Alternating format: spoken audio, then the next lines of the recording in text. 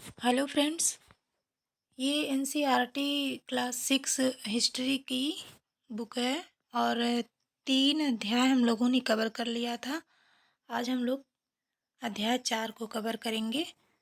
अगर आपने पिछला वीडियो नहीं देखा है तो इसी चैनल के प्लेलिस्ट में जाकर आप देख सकते हैं। तो आइए अध्याय 4 को आज हम लोग पढ़ते हैं।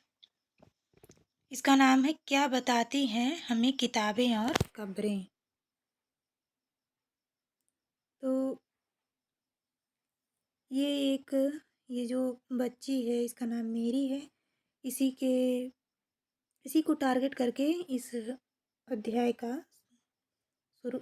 को शुरू किया गया है। पुस्तकालय में मेरी। जैसे ही घंटी बजी शिक्षक ने छात्रों को अपने साथ आने को कहा। आज वे पहली बार पुस्तकालय जा रहे थे। मेरी ने देखा कि पुस्तकालय उसकी कक्षा से काफ़ी बड़ा था और वहाँ किताबों से भरे कई रैक थे। कोने में एक अलमारी थी जो मोटी मोटी किताबों से भरी थी। मेरी को एक अलमारी खोलने की कोशिश करते देख शिक्षक ने कहा, उस अलमारी में अलग अलग धर्मों से जुड़ी हुई महत्वपूर्ण किताबें हैं। क्या तुम्हें मालूम है कि हमारे पास वेदों का भी एक संग्रह है? मेरी सोचने लगी, वेद क्या है, चलो पता लगाएं। दुनिया के प्राचीनतम ग्रंथों में एक। शायद तुमने वेदों के बारे में सुना होगा। वेद 4 हैं, ऋग्वेद, सामवेद, यजुर्वेद तथा अथर्ववेद। सबसे पुराना वेद है ऋग्वेद, जिसकी रचना लगभग 3500 साल पहले हुई। ऋग्वेद में 1000 से ज़्यादा प्रार्थनाएं हैं, जिन्हें सूक्त कहा गया है। उन प्रार्थनाओं को क्या कहा गया है? सूक्त। सूक्त का मतलब है अच्छी तरह से बोला गया। ये विभिन्न देवी देवताओं की स्तुति में रचे गए हैं। इनमें से 3 देवता बहुत महत्वपूर्ण हैं, अग्नि, इंद्र और सोम। अग्नि आग के देवता, इंद्र युद्ध के देवता हैं और सोम एक पौधा है। ये भी पूछा जा सकता है, सोम का अर्थ क्या होगा? तो पौधा। जिससे एक खास पेय बनाया जाता था। वैदिक प्रार्थनाओं की रचना ऋषियों ने की थी। आचार्य विद्यार्थियों को इन्हें अक्षरों, शब्दों और वाक्यों में बांटकर सस्वर पाठ द्वारा कंठस्थ करवाते थे।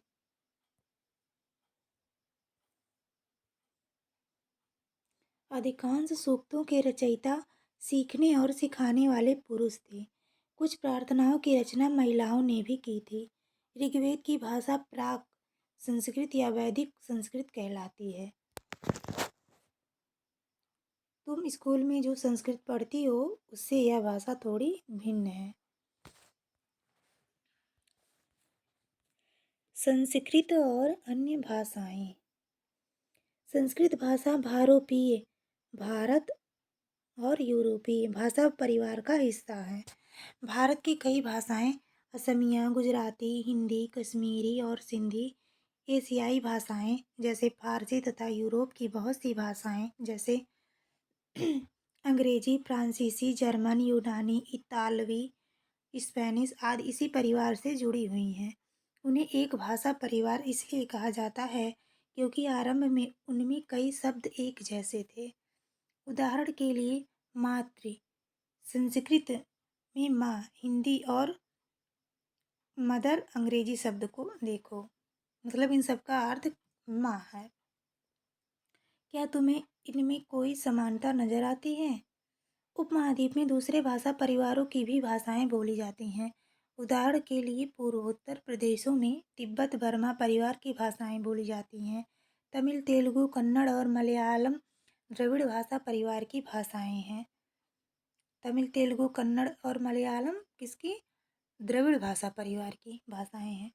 जबकि झारखंड और मध्य भारत के कई हिस्सों में बोली जाने वाली भाषाएं ऑस्ट्रो एशियाटिक परिवार से जुड़ी हैं। ये सब बहुत ही इम्पोर्टेंट है, इसको आप नोट करते हुए चलिएगा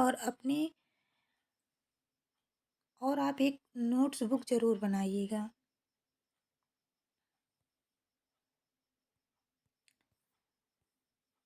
हम जिन किताबों को पढ़ते हैं वे लिखी और छापी गई हैं।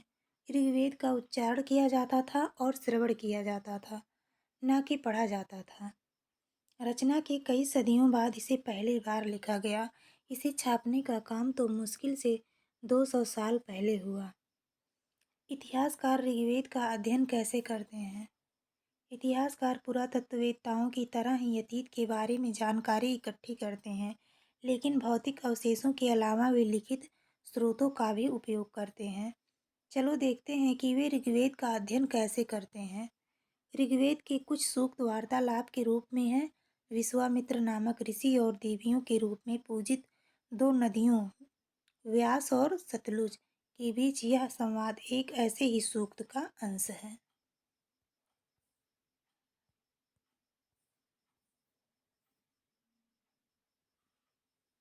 ऋग्वेद की पांडुलिपि का एक पन्ना, ये पांडुलिपि है। भूर्ज वृक्ष की छाल पर लिखी यह पांडुलिपि कश्मीर में पाई गई थी। लगभग 150 वर्ष पहले ऋग्वेद को सबसे पहली बार छापने के लिए इसका उपयोग किया गया था। इसी पांडुलिपि को देखकर अंग्रेजी अनुवाद तैयार हुआ। यह पांडुलिपि पुणे महाराष्ट्र के एक पुस्तकालय में सुरक्षित है। जैसा कि पांडुलिपि आप लोग जानते हैं कि किसे कहते हैं, तो जो हाथ से लिखा गया रहता है भूर्ज वृक्ष की छाल पर, उसे क्या कहते हैं? पांडुलिपि। यहाँ पे एक कहानी है जो कि ये मतलब अगर आप लोग पढ़ना चाहें तो पढ़ लीजिएगा, और जो बहुत इम्पोर्टेंट है हम लोग इसी को कवर करेंगे। मवेशी, घोड़े और रथ। ऋग्वेद में मवेशियों, बच्चों, खासकर पुत्रों और घोड़ों की प्राप्ति के लिए अनेक प्रार्थनाएं हैं। घोड़ों को लड़ाई में रथ खींचने के काम में लाया जाता था। इन लड़ाइयों में मवेशी जीत कर लाए जाते थे। लड़ाइयाँ वैसे जमीन के लिए भी लड़ी जाती थीं, जहाँ अच्छे चारागाह हों या जहाँ पर जौ जैसी जल्दी तैयार हो जाने वाली फसलों को उपजाया जा सकता हो। कुछ लड़ाइयाँ पानी के स्रोतों और लोगों को बंदी बनाने के लिए भी लड़ी जाती थीं। युद्ध में जीते गए धन का कुछ भाग सरदार रख लेते थे तथा कुछ हिस्सा पुरोहित को दिया जाता था। शेष धन आम लोगों में बांट दिया जाता था। कुछ धन यज्ञ करने के लिए भी प्रयुक्त होता था। यज्ञ की आग में आहुति दी जाती थी। ये आहुतियाँ देवी देवताओं को दी जाती थीं। घी, अनाज और कभी-कभी जानवरों की भी आहुति दी जाती थी।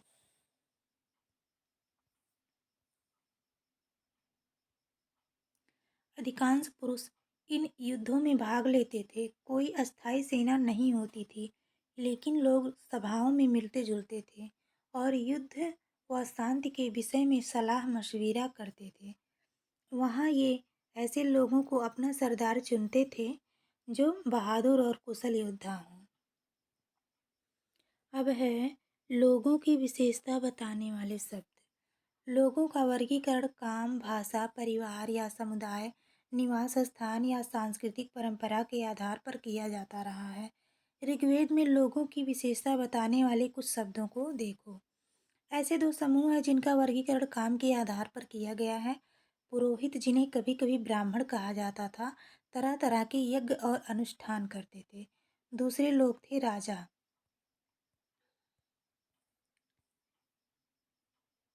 ये राजा वैसे नहीं थे जिनके बारे में तुम बाद में पढ़ोगी।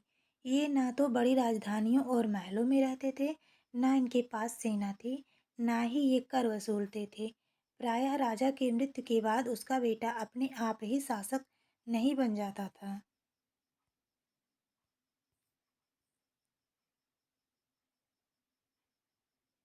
जनता या पूरे समुदाय के लिए दो शब्दों का इस्तेमाल होता था। एक था जन, जिसका प्रयोग हिंदी व अन्य भाषाओं में आज भी होता है। दूसरा था विश्व, जिससे वैश्य शब्द निकला है। इस विषय पर तुम अध्याय 5 में, यानी जब हम लोग अध्याय 5 में पढ़ेंगे, उसको विस्तार रूप में पढ़ेंगे, जानेंगे। ऋग्वेद में विश्व और जनों के नाम मिलते हैं, इसलिए हमें पुरु जन या विश्व, भरत जन या विश्व, यदुजन या विष जैसे कई उल्लेख मिलते हैं। जिन लोगों ने इन प्रार्थनाओं की रचना की वे कभी कभी खुद को आर्य कहते थे तथा अपने विरोधियों को दास या दस्यु कहते थे। दस्यु वे लोग थे जो यज्ञ नहीं करते थे और शायद दूसरी भाषाएं बोलते थे। बाद के समय में दास स्त्रीलिंग दासी शब्द का मतलब गुलाम हो गया। दास वे स्त्री और पुरुष होते थे जिन्हें युद्ध में बंदी बनाया जाता था। उन्हें उनकी मालिक की जायदाद माना जाता था। जो भी काम मालिक चाहते थे उन्हें वह सब करना पड़ता था। जिस युग में उपमहाद्वीप के उत्तर पश्चिम में ऋग्वेद की रचना हो रही थी उसी समय दूसरी जगहों पर एक अलग तरह का विकास हो रहा था। देखो वहाँ क्या हो रहा था, इसके आगे हम लोग पढ़ेंगे।